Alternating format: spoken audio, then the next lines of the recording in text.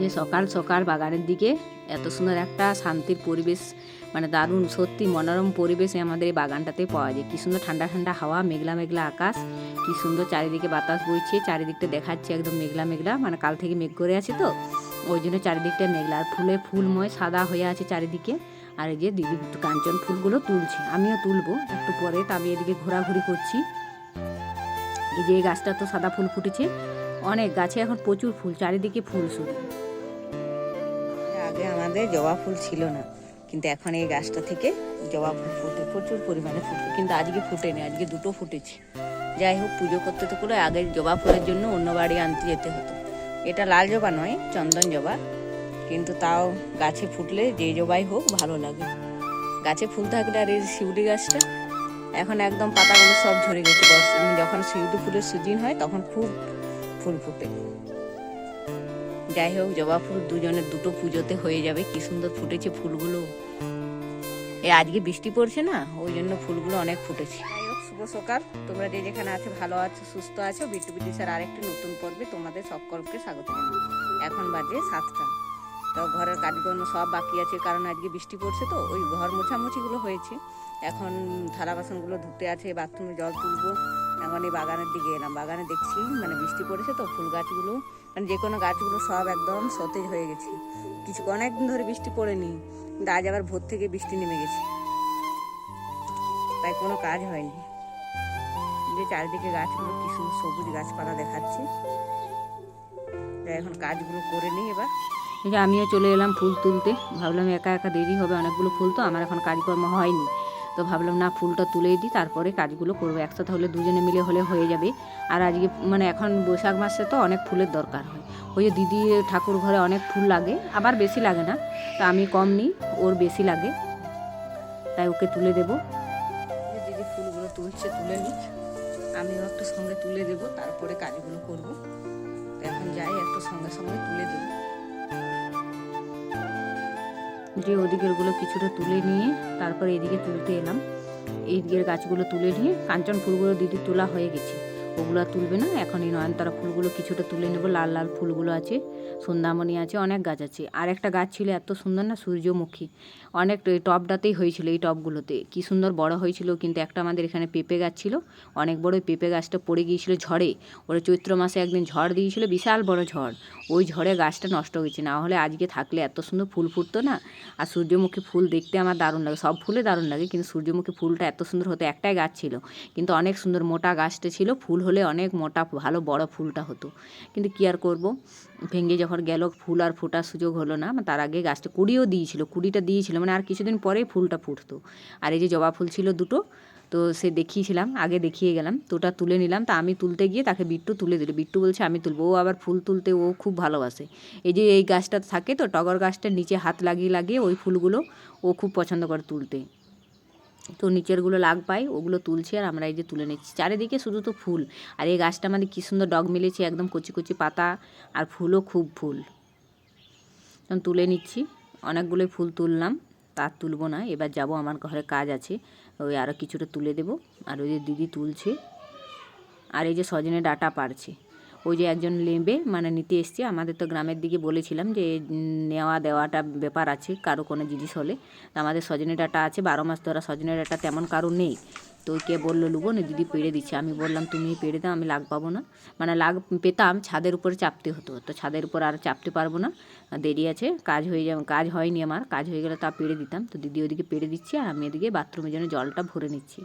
এমনি ঘরের কাজগুলো হয়েছে, বাথরুমে জল ভরাভরিও কাজগুলো আছে, তো এখন একটু করে নেব। এখন কবার আমাকে জল ভরতে হবে। আর এই যে কুয়োতে এখন জলটা একটু সামনে হয়েছে, ওই জন্য তুলতে একটু সুবিধা হচ্ছে। আর পুকুর ঘাটটা তো অনেকটাই জল হয়েছে প্রায়।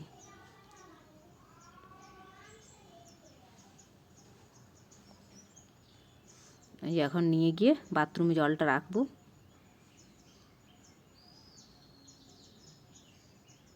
যে বড় বড় বালতিগুলোতে তুলে তুলে নিয়ে গিয়ে আবার একটা বড় বালতিতে ঢেলে ঢেলে রাখবো।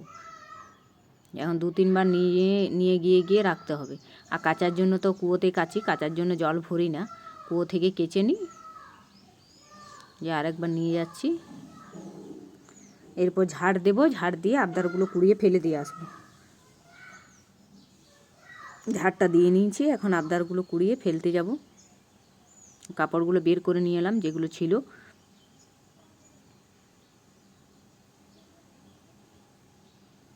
এপাশ ওপাশ চারিদিকে ঝাড় দিয়ে নিলাম। ঝাড় দেওয়াটা আর দেখালাম না। ঝাড় দিয়ে এই যে কতগুলো আবদার জড়ো হয়েছে, ঝড় দিয়েছিল তো এগুলো সব কুড়িয়ে একদম ফেলে দিয়ে আসবো পুকুর ঘাটে।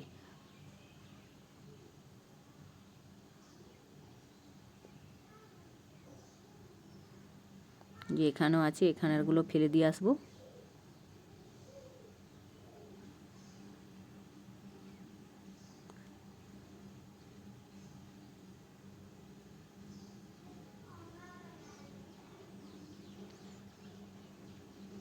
পুকুর ঘাট থেকে ফেলে দিয়ে এলাম।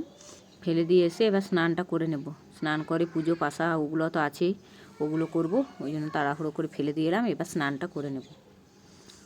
যে স্নান করে এলাম, আর ওই যে আচারগুলো কেটেছিলাম তো ওগুলো রোদে, দিদিরগুলো শুকোয়নি, দিদি রোদে দিল, আমারগুলো শুকিয়ে গেছে। আমি জারে ভরে দিয়েছি, তেল ঢেলে দিয়েছি, এখন মশলাপাতি দিইনি, ওগুলো দেবো পরে। আর এই যে স্নান করে এসে পুজো দিলাম, পুজো দিয়ে এখন বাসনগুলো ঢুকিয়ে নিচ্ছি। আর এতক্ষণ সকাল থেকে রোদ দেয়নি, এখন রোদটা বেরিয়েছে, খুব সুন্দর এখন রোদ বেরিয়েছে। বাসনগুলো ঢুকিয়ে নিয়ে আর এদিকে রান্না করছি। রান্না কলমি শাক ভাজা হচ্ছে, সেদিনের ছিল কিছুটা, আর আজকেও কিছুটা আছে, তো আজকেও করে দিলাম। কলমি শাক ভাজা হচ্ছে, আর দেখি চিকেন এনেছি, চিকেনটা করব। রান্না বান্না করার আমি ভিডিও করার সময় পাইনি, এই সময়টাতে আমার মানে কাজের চাপ থাকে, অনেক কাজের চাপ থাকে। রান্না বান্না কমপ্লিট। এই যে ঝিঙের তরকারি করেছি, ডাল হয়েছে, আজ চিকেন রান্না করেছি। অল্প মতন চিকেন এনেছিল, ওটা করে দিলাম। তো এখন সবাইকে ভাতটা বেড়ে দেবো, খাওয়া দাওয়া করে নেবো তাড়াতাড়ি করেই, কারণ একটা খাওয়া দাওয়া তাড়াতাড়ি হলে কি রেস্ট হয়। এই যে শ্বশুরমশাইয়ের ভাতটা বেড়ে দিয়েছি, বিদিশার ভাতটাও বেড়ে দিলাম। ওই যে চিকেন আর ঝিঙের তরকারি আর এই যে কলমি শাক ভাজা, সবার ভাত বেড়ে দিয়েছি। আমরা একটু পরে খাওয়া দাওয়া করে নেব। ভাত খাওয়া দাওয়া করে লাইভে ছিলাম, শুয়েছিলাম একটু, আর উঠে দেখি প্রচুর মেঘ অন্ধকার করে এসেছিল, খুব বৃষ্টি পড়ছিল, এত বৃষ্টি না, কালো করে মেঘ এসেছিল, আর এত বৃষ্টি হলো যে কোনো বলা নেই। সব ধুয়ে মুছে পরিষ্কার করে নিয়ে চলে গেলো আজকের বৃষ্টি, একটু বৃষ্টি পড়ছে। আর এই যে বাগানের দিকে আমি এলাম, দেখতে কিছু দেখাচ্ছে না, মানে অন্ধকার হয়ে গেছে একদম পুরো চারিদিকে, যে দেখাচ্ছে না কিছু। এই গাছটা থেকে আমগুলো পড়েছিল, ঝড় দিচ্ছিল তো তাই। দেখো কিতনা বড়া আম, তেরা नहीं है हमारा है। এই গাছপালা সব একদম উলট পালট। এই যে এদিকটা একটু আলো দেখাচ্ছে, এদিকটা, বাকি সব অন্ধকার। গাছপালাগুলো তবে একদম সতেজ হয়ে গেছে, এত সুন্দর দেখতে লাগছে প্রচুর পরিমাণে। অন্ধকারতে কিছু দেখাচ্ছেই না, আর কি ভিডিও করবো। এখন পুরো সন্ধে হয়নি, কিন্তু তাও পুরো অন্ধকার দেখাচ্ছে, মানে ওই যে মেঘের জন্য।